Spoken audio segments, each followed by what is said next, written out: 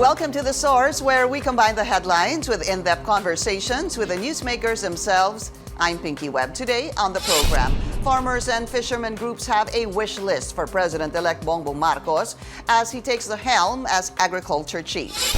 Marcos says he prefers to give targeted aid over suspending fuel excise tax. And a returning senator is set to lead the Senate Labor Committee. What is his game plan for creating more jobs to boost pandemic recovery? Senator-elect Jinggoy Estrada joins us live.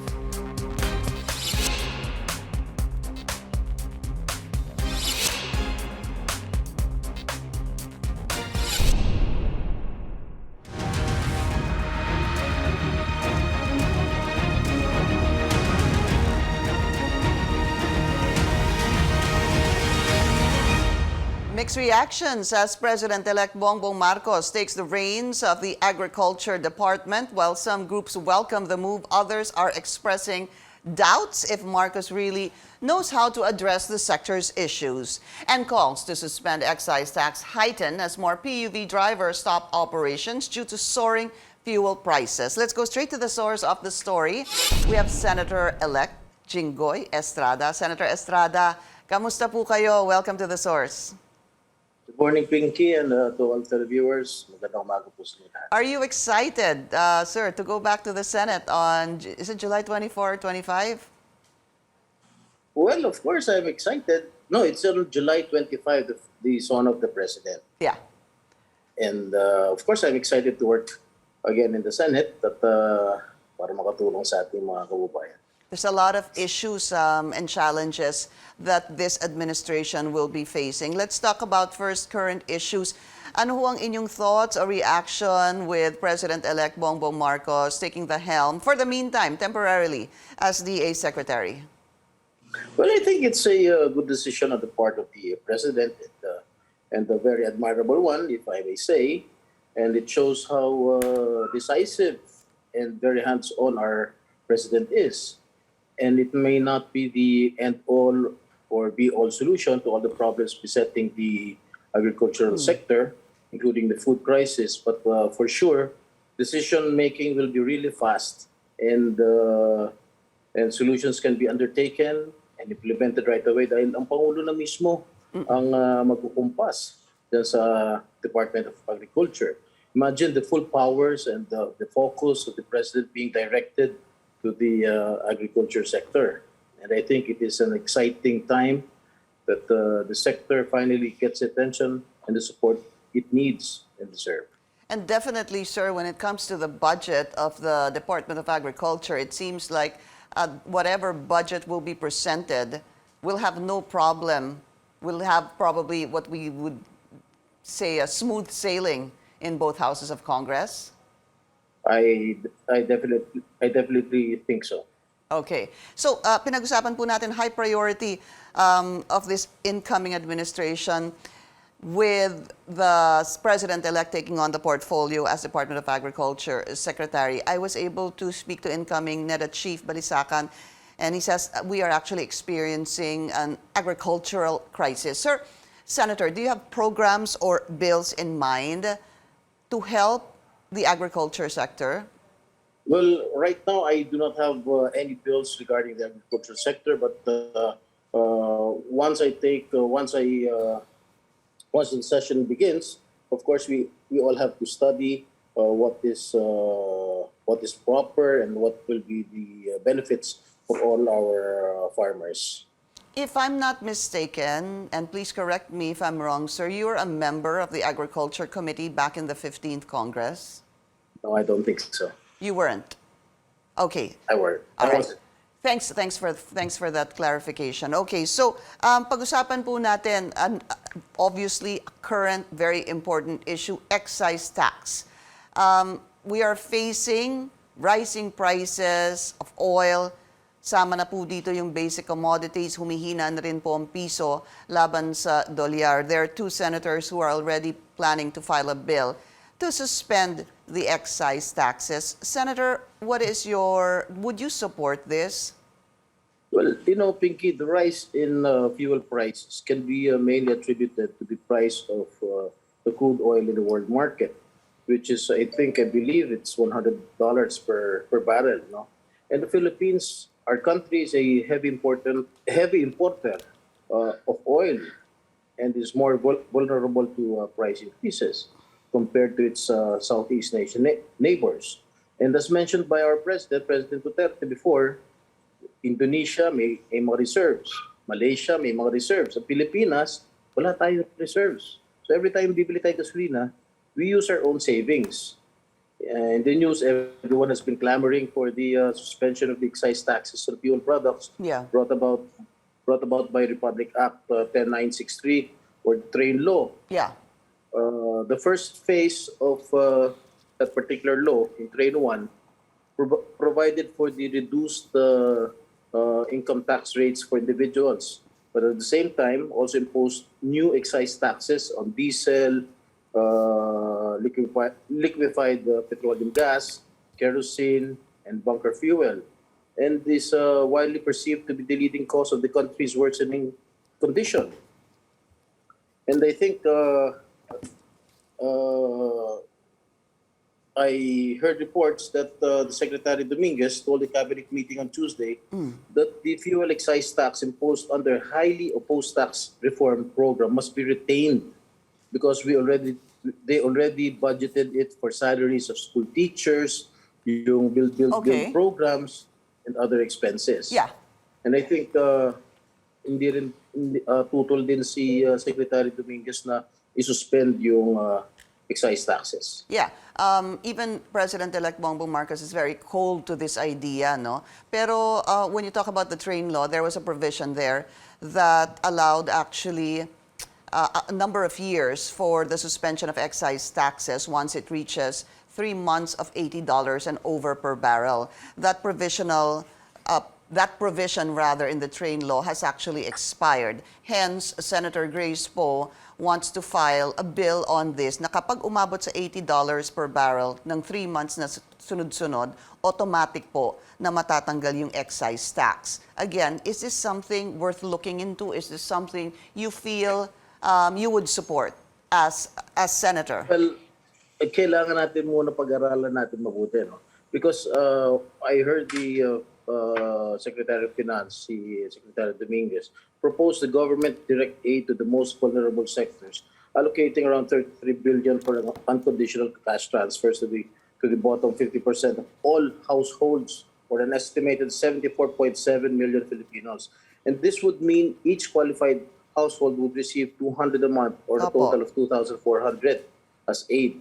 Alam mo, the fund for these targeted interventions will be sourced from the excess value-added tax, or in VAT, collections resulting from higher prices. And as per Secretary Dominguez, suspension of the excise tax will only benefit the rich and not the poor. Yun ang pinaka-importante sa lahat. But what you just, Senator, sorry, what you just mentioned is 200 pesos a month. Ibig sabihin po 2,400 sa isang taon yon para doon sa mga sektor na sinasabi ninyo that Secretary Dominguez had. Yes. Hindi ho ba maliit yon, sir? Well, sa dami naman natin Pilipino. Medyo maliit, pero yun lang ang kaya natin eh. And if I may go ahead, sir. Pinky, no? Secretary Dominguez pointed out that the primary beneficiaries of the fuel excise tax suspension would actually be the top 10% of the country's household. So as they are estimated to use up around 48.8% of the Philippines' total fuel consumption this year, while the bottom 50% will only consume around 13.9%. This means that with the suspension of fuel excise taxes, we are supporting higher income households more than the lower income households. Yung mayayaman. Yes, yung mga mayayaman lang makikinabang. And Secretary Dominguez also said the proposal to suspend fuel excise taxes will only provide temporary and minimal relief to consumers, as the prices of goods are expected to go down by only 0.03 percentage points in 2022. Excise taxes, sir. Excise taxes, if they were suspended for the meantime, that would allow a 10 pesos decrease, pagbaba po ng presyo ng gas na 10 pesos and 6 pesos po for diesel. I understand what you're saying.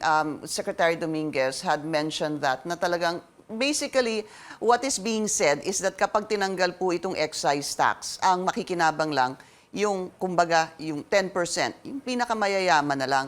But let's talk practical terms, sir. Dahil po sa patuloy na pagtaas ng presyo ng petroleum products, tumataas din po yung presyo ng basic commodities. Would you say na ang tinatamaan lamang po nito ay yung poorest of the poor? Hindi ho ba pati na yung middle class, sabihin na natin, pati lower middle class? Well, halos lahat naman tinatamaan eh. Pero ang mas tinatamaan, yung mga may hirap. At Pinky, kung isususpend natin ang excise taxes na fuel,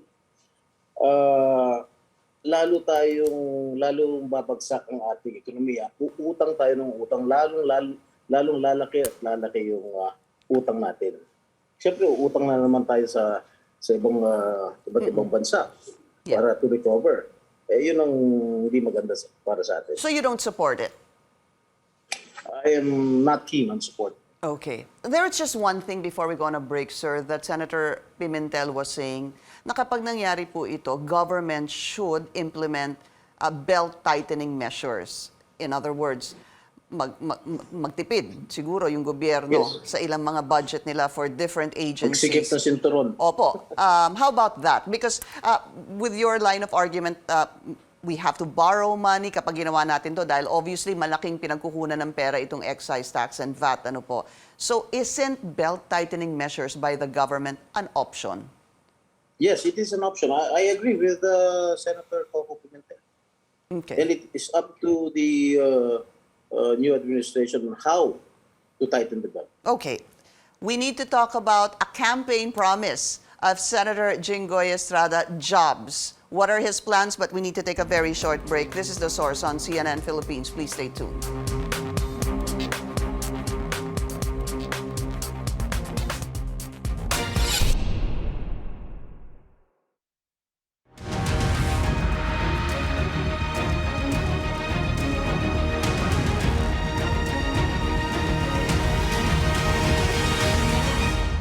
You're watching The Source on CNN Philippines. I'm Pinky Webb. Our source today, Senator Jinggoy Estrada. Senator, nung kampanya po, hindi ho ba isa sa mga naging pangako ninyo ay trabaho?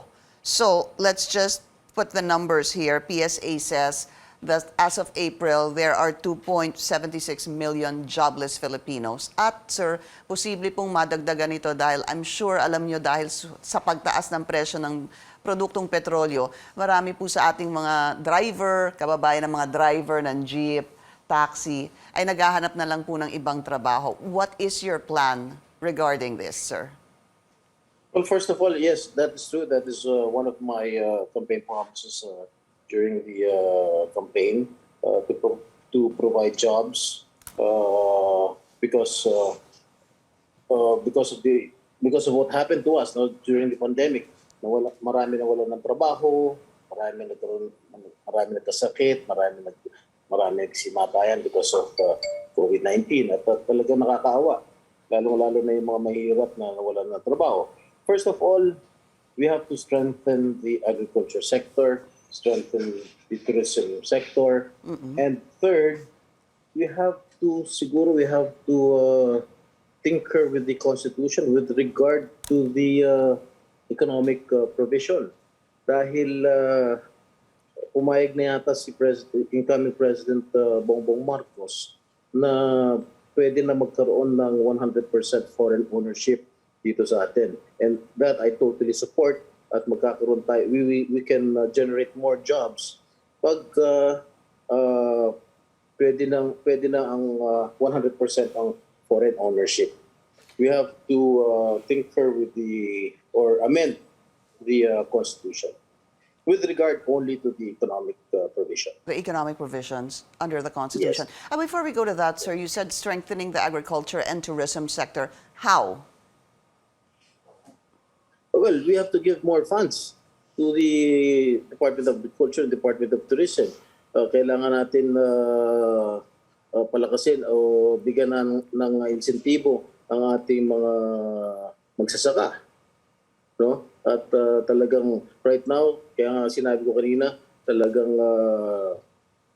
ako'y hanga sa desisyon ng ating I admire the decision of incoming President Bongbong Marcos that he will lead the agriculture sector and focus on the problems of the Department of Agriculture. And I think the incoming Tourism Secretary, si dating Mayor Cristina Frasco, is a very good choice for her to lead the Department of Tourism. I know she can make a difference in her department. What programs, measures, or bills do you plan to file in Congress to address the unemployment in the country? Well, first, I made a campaign promise is to strengthen the magkakaroon ng una-una yung strengthening the National Wage and Productivity Commission, yung flexi time ng private sector, tsaka yung Magna Carta for the seafarers, no? And I have here in my notes Sure, sir. an act establishing the National Manpower Data and Placement Center and providing funds thereof. Yeah. Creation. An act providing Ito po, for a tama. working. Go ahead, sir. An act. Wait. Masyado marami kasi ito eh. Actually, I have it here, sir. It says creation of the... related bills, no? Oh, it says creation of the National Employment Assistance Center and the National Manpower Data and Placement Service. Are these two new organizations that you want to create? Yes, definitely. Okay. Pinky. So, ano ho ang magiging focus o trabaho ng National Employment Assistance Center, tapos yung pangalawa po yung National Power Data and Placement Service? Bakit ho kailangan itong dalawa?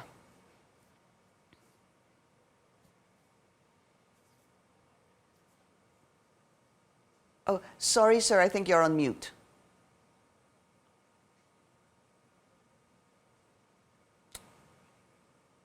We are having some technical problems. We will be taking a very short break. We'll be right back.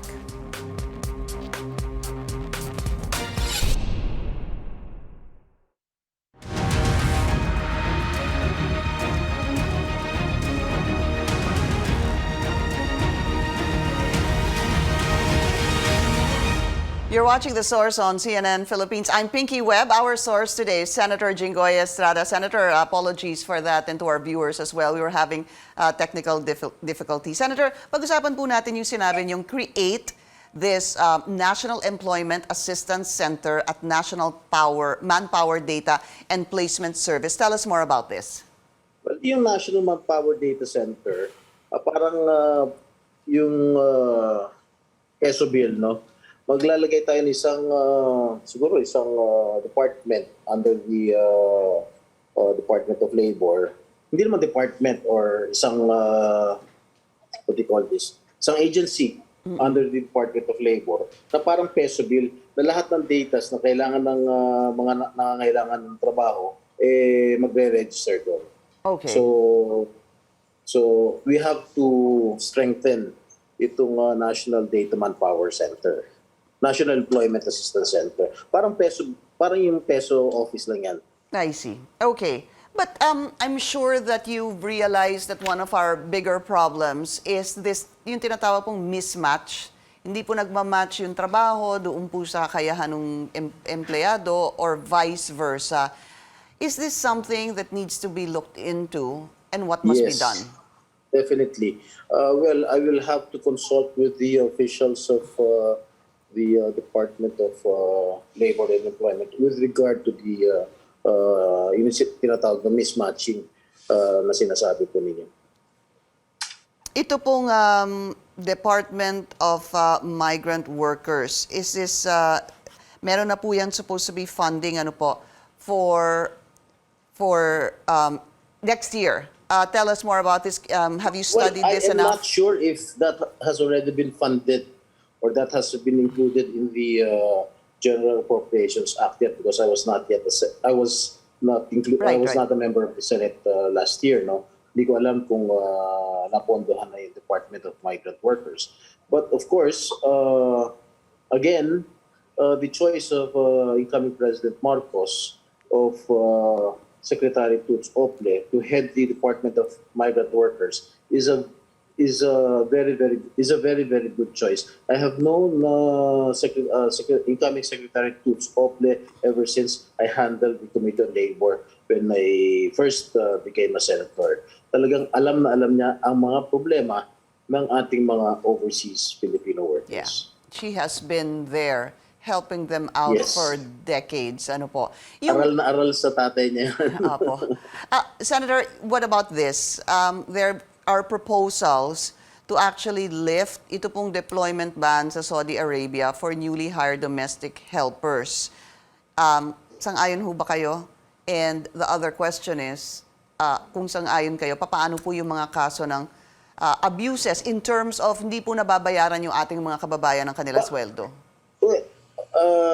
Saan mo nakuha yung idea na ibang paano yung deployment ng ating mga workers sa Saudi Arabia? There is a present deployment ban, sir, for new hires sa Saudi okay. Arabia, for new hires. Well, Presently. There must be a reason for it. Yeah. Kung bakit may ban. No? I was not privy to it because I was not yet a member of the Senate. Well, I have to know the reason for the ban of the deployment of our workers in Saudi Arabia. Yeah. The ban, sir, is related to a number of our Filipino workers there who have not been paid for years. Yun po yung issue doon. Oh, kailangan habulin yung recruitment agency. I We see. have to, kailangan siguro mag-stricto na tayo sa pagre-recruit doon sa mga, lalo-lalo yung mga illegal recruitment agencies. Opo. Priority bills that you plan to file? Well, I've said earlier, yung creating yung National Data Manpower Center, Okay. tapos yung Magna Carta for seafarers. I think I have filed that particular bill when I was still a senator, yung Magna Carta for seafarers, and I plan to refile it in the 19th Congress. And how would that benefit them? The seafarers? Opo. Well, parang yung ginawa Magna ko Carta for sa women. Batas Kasambahay, no, yung Kasambahay Law. At marami naman na nakinabang ng mga kasambahay dun sa aking landmark legislation bill. Yeah. Ganun din naman siguro ang mangyayari sa ating mga seafarers. I see. Lahat na siguro ng mga benepisyo ay ating pwedeng ibigay po ng gobyerno ay basta kaya ng gobyerno ating ibigay. Which really, for our kasambahay, sir, yung nag-set po ng minimum wage para sa kanila. Kailangan po yung kanilang pahinga, hindi ho ba? Kailangan meron silang PhilHealth at kailangan Correct. meron silang SSS. Correct. Kailangan may kontrata yan between the employer and the kasambahay. Okay. At palagay ko marami naman siguro ang nakikinabang po siguro sa kasambahay doon, around 2 to 3 million kasambahay all over the country. At natutuwa naman sila, kailangan silang magkaroon ng day off.